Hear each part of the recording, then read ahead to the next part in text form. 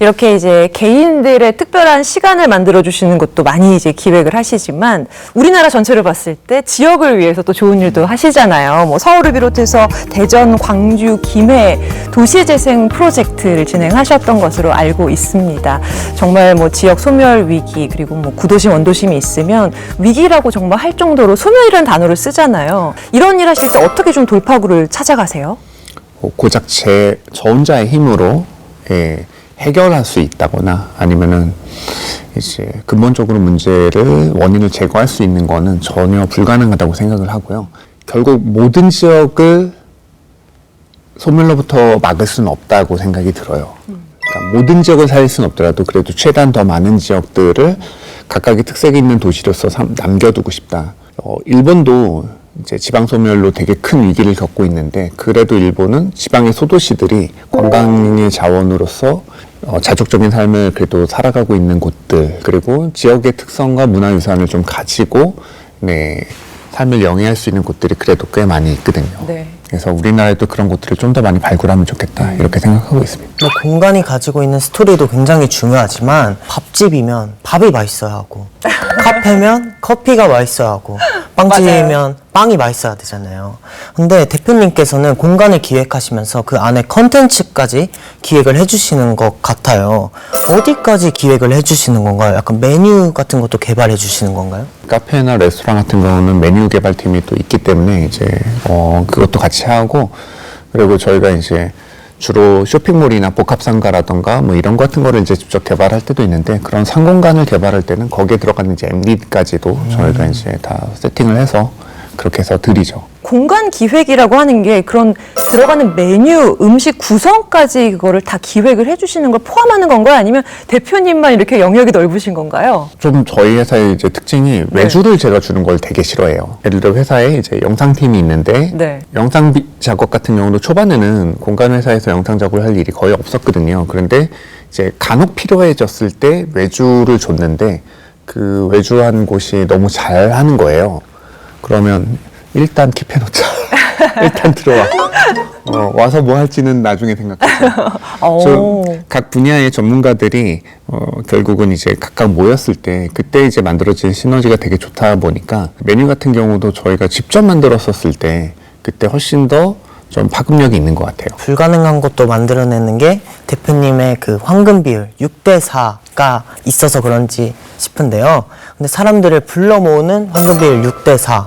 저도 그게 궁금합니다. 저희는 공간을 볼 때 항상 40%의 공간을 남겨놔요. 그리고 이제 60%의 공간에만 공간을 활용해서 거기에 이제 뭔가 좌석도 놓고 이제 뭔가 영업에 필요한 그런 이제 장소들을 놓은 다음에 40%의 공간은 오신 분들이 즐길 수 있는 뭔가 그 매장의 테마를 위한 공간으로서 남겨두는 거죠. 네. 그래서 뭐 비가 떨어지는 이제 수정원이 있다거나 아니면 대나무 정원이 이렇게 쫙 펼쳐져 있고 시냇물이 흐른다거나 너무 예뻐요. 아니면 중앙에 온천이 있다거나 뭐 염전이 있다거나 이런 것들을 만드는 공간에 대해서 40%를 할애하고 또 그 와중에서도 다른 곳들과 또 차별한 점이 그런 유휴 공간을 활용해서 무언가를 만드는 곳들도 많이 있지만 대부분 짜투리 공간을 활용해서 그런 거를 만들려고 하는데 저희는 항상 그게 가장 중앙에 가장 좋은 이제 공간에 그 유휴 공간을 저희는 이제 배정을 하거든요. 그래서 유휴 공간 먼저 배정하고 그 다음에 오히려 좌석이나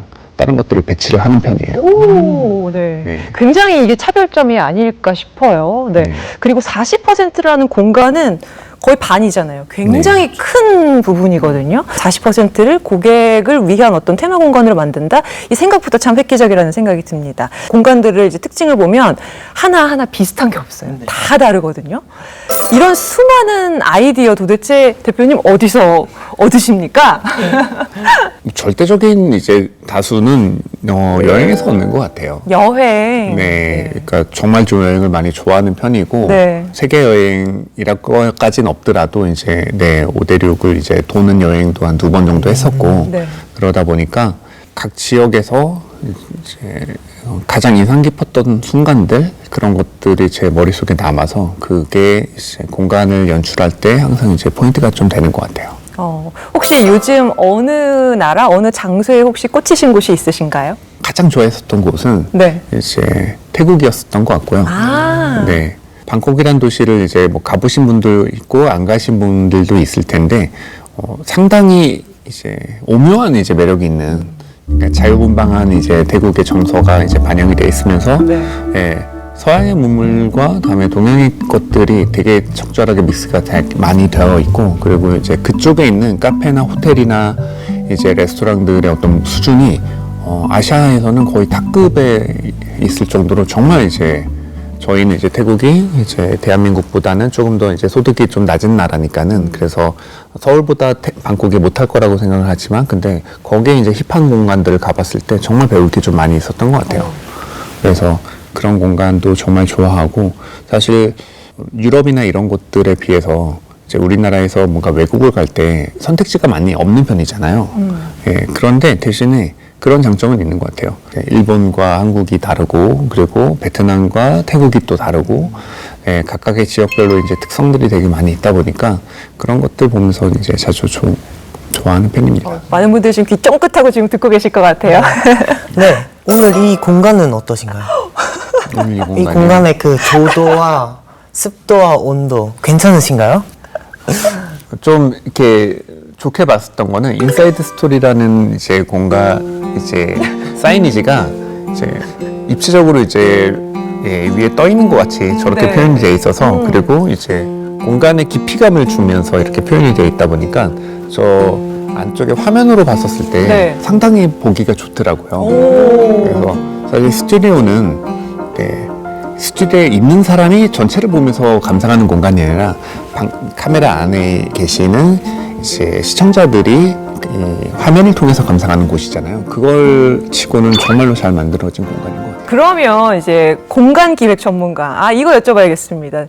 직업병이라고 하죠. 네네. 어디 가시면 이렇게 꼭 하게 되는 본인만의 직업병 같은 것도 있으실 것 같아요. 일단 줄자를 항상 가지고 다니고, 줄자? 네, 치수가 너무 궁금할 때가 많이 있어요. 오, 네, 그래서 이 정도의 개방감을 주는데 이 폭의 길이가 얼마일까라고 했었을 때 그거를 이제 눈대중으로 아는 게 아니라 정확하게 재서 머릿속으로 이제 그 순간을 좀 담고 싶을 때가 있고요. 오.